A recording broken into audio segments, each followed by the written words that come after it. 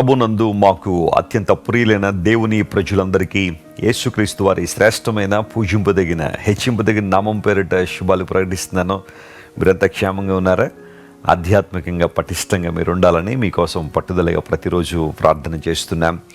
రాజమహేంద్రవరంలోని Christ tip సెంటర్లో మరియు John Wesley international ministries ద్వారా అనేక మంది ప్రేయర్ పార్ట్నర్స్ ప్రపంచవ్యాప్తంగా విస్తరించి ఉన్నారు. వారందరూ కూడా మీ అందరి కోసం ప్రత్యేకంగా ప్రార్థన చేస్తున్నారు. మీరిస్తున్న ప్రార్థన అవసరతలు ఏవైతే ఉన్నాయో లైవ్ చాట్లో మెన్షన్ చేస్తున్న ప్రతి ప్రార్థన అంశం కొరకు ప్రత్యేకంగా ప్రార్థనలు చేయబడుతున్నాయి. అన్నిటికన్నా ప్రాముఖ్యంగా మనందరం కూడా ప్రతిరోజు దేవుని వాక్యంలో తొంగి చూడడం వలన ఆ వాగ్దానాల వలన మనందరం కూడా బలాన్ని పొందుకుంటున్నాం, దేవుని శక్తిని పొందుకుంటున్నాం. దేవుని సేవకులుగా మాకు అభిలాష అదే, మీరందరూ కూడా స్పిరిచువల్ లైఫ్లో డెవలప్ అవ్వాలని, దేవుని చిత్తాన్ని సంపూర్ణంగా గ్రహించి ఆయన మార్గాల్లో మీరు నడవాలని మీకోసం అనుదినం కూడా ప్రార్థన చేస్తూ దేవుని నుండి గొప్ప కార్యాలు ఆశిస్తున్నాం.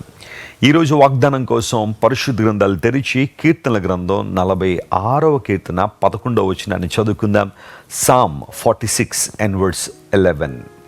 సైన్యములకు అధిపతియగు యెహోవా మనకు తోడై ఉన్నాడు, యాకోబు యొక్క దేవుడు మనకు ఆశ్రయమై ఉన్నాడు. ఈ మాటే ఆ పై వచనాల్లో కూడా, అంటే 7వ వచనంలో ఎగ్జాక్ట్గా మరలా మనకు కనబడుతుంది. అంటే 2 వచనాల్లో ఒకే మాట ఒక్క కీర్తనలో స్పష్టంగా మనం చూస్తున్నాం. 46వ కీర్తన అలమోతు అనే ఒక రాగం మీద పాడబడిన కీర్తన. కోరహు కుమారుల దైవ ధ్యానం ఇది. కోరహు కుమారుల జీవితం మనకు తెలుసు. తమ తండ్రి దారి తప్పిపోయిన బిడ్డలు దారి తప్పక దేవుని సేవించువారుగా, ఆయన ఆరాధించువారుగా, ఆయన సేవ చేసేవారుగా వారు నిలబడ్డారు.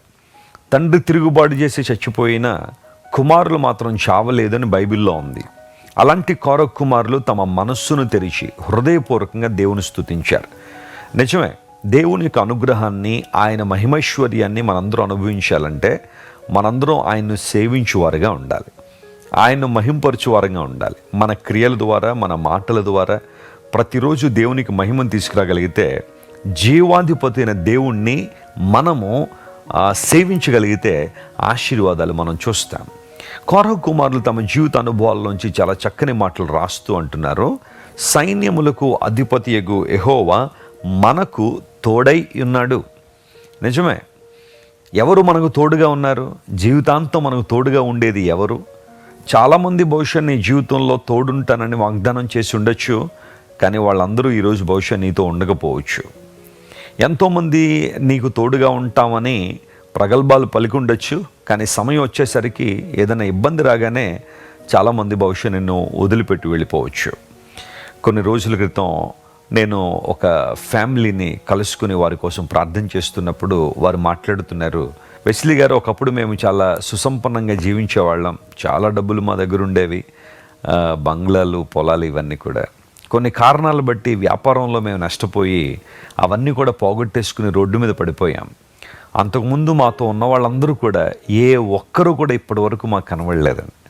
ఏ ఒక్కరూ కనీసం మీరు ఎలా ఉన్నారు, మీ పరిస్థితి ఏంటి, ఏం తింటున్నారు, పిల్లల భవిష్యత్తు ఏంటి, వారు ఎక్కడికైనా కాలేజీకి వెళ్తున్నారా, ఇలాంటివి ఏమీ అడగట్లేదండి. అందరూ దూరం అయిపోయారు.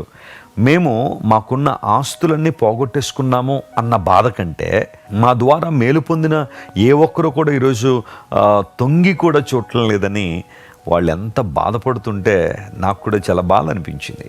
మానవ జీవితంలో కొన్నిసార్లు ఇలాంటి విచిత్ర సంఘటనలు జరుగుతూనే ఉంటాయి.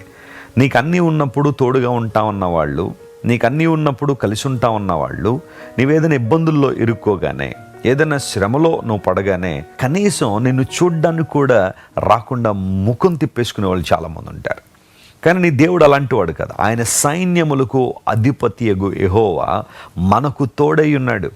యేసు ప్రభువు వారి లోకంలో ఉన్నప్పుడు కూడా ఇదే విషయాన్ని చాలా క్లియర్గా లోకానికి తెలియజేశారు. యుగ సమాప్తి వరకు నేను మీతో కూడా ఉన్నాను అని 28వ అధ్యాయం మత్తయి సువార్తలో చివరి వచనంలో మనం చూస్తాం. యేసు ప్రభు వారు పరలోక రాజ్యానికి ఆరోహణమవుతున్నప్పుడు ఆయన ఇచ్చిన వాగ్దానం అది, నేను మీతో కూడా ఉన్నాను, నువ్వు భయపడడానికి లేదు, నాతో ఎవరు లేరండి, నాకు తోడు ఎవరు లేరండి అని ఒకవేళ ఈరోజు ఇప్పుడే ఈ క్షణమే నువ్వు ఏడుస్తున్నావేమో, ఇంతవరకు నీతో ఉన్న వాళ్ళందరూ కూడా నిన్ను వదిలిపెట్టి వెళ్ళిపోయారేమో. ప్రియ యవన బిడ్డ, యవన తమ్ముడు, ఒకవేళ నీ జీవితంలో ఏదో ఒక విధానంలో వైఫల్యం చెంది ఒంటరితనంతో బాధపడుతున్నావేమో, ఈ మాట వినొకసారి. దేవుడు నీతోనే మాట్లాడుతున్నాడు. ఆయన నీకు తోడై ఉన్నవాడు, మాట ఇచ్చినవాడు, మాట తప్పడు.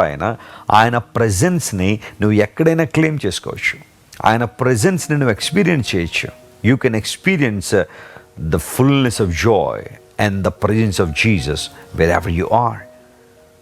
ప్రపంచానికి ఎక్కడో దూరంగా బహుశా నువ్వు ఉన్నావేమో. నీ చుట్టూ ఉన్నవాళ్ళు ఎవరు నిన్ను పట్టించుకోవట్లేదేమో. నీ ఆఫీసులో కావచ్చు, నువ్వు పనిచేస్తున్న ఫ్యాక్టరీలో కావచ్చు, నువ్వు పనిచేస్తున్న సాఫ్ట్వేర్ కంపెనీలో కావచ్చు, అందరూ నిన్ను కార్నర్ చేసి అవహేళన చేస్తున్నారేమో. ఒక్కసారి నీ దేవుని వైపు చూడు. నీకోసం ప్రాణం పెట్టిన యేసయ్య వైపు చూడు. మరణాన్ని జయించిన దేవుని వైపు ఒకసారి చూడు. ఆయన వాగ్దానాన్ని ఒకసారి నమ్ము. ఆయన వాగ్దానాన్ని పరిశీలనగా ఆలోచన చేయి. నేను నీతో ఉన్నానన్న దేవుడు ఇంతవరకు ఆయన నీతో ఉన్నాడు కాబట్టే నువ్వు సజీవుడిగా ఉన్నావు. ఆయన ఆరాధించగలుగుతున్నావు, ఆయన స్తుతించగలుగుతున్నావు. అంతమాత్రం కాకుండా యాకోబు యొక్క దేవుడు మనకు ఆశ్రయమై ఉన్నాడు. కష్టకాలం ముందు, శ్రమలలో, నష్టములలో, ప్రతికూల వాతావరణాల్లో, గాలి తుఫానులు జీవితంలో చెలరేగినప్పుడు దేవుడు నీకు ఆశ్రయముగా ఉన్నాడు. పాత నిబంధనలో ఆశ్రయపురాలు ఉండేవి.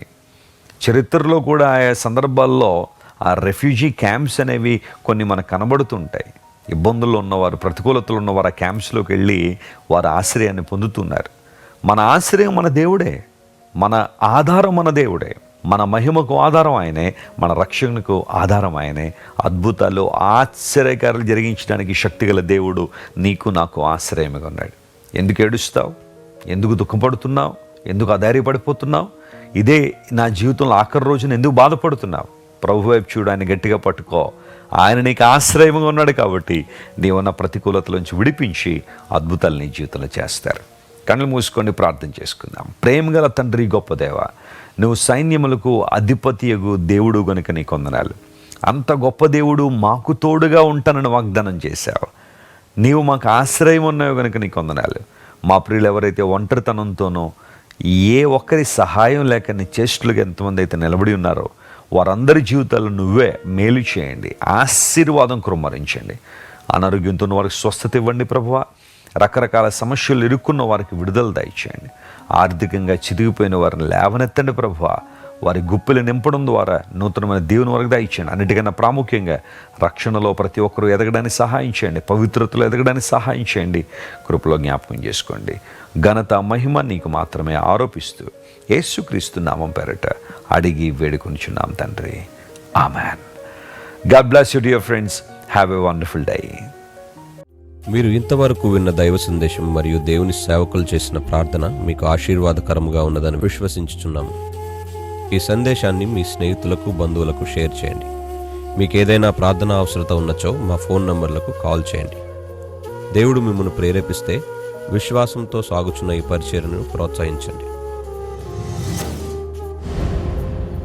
మరిన్ని వర్తమానాలు, పాటలు వినుటకు జాన్ వెస్లీ మినిస్ట్రీస్ అను మా యూట్యూబ్ ఛానల్ను సబ్స్క్రైబ్ చేసుకొనండి. ప్రభువైన యేసుక్రీస్తు కృప మీకు తోడైండును గాక.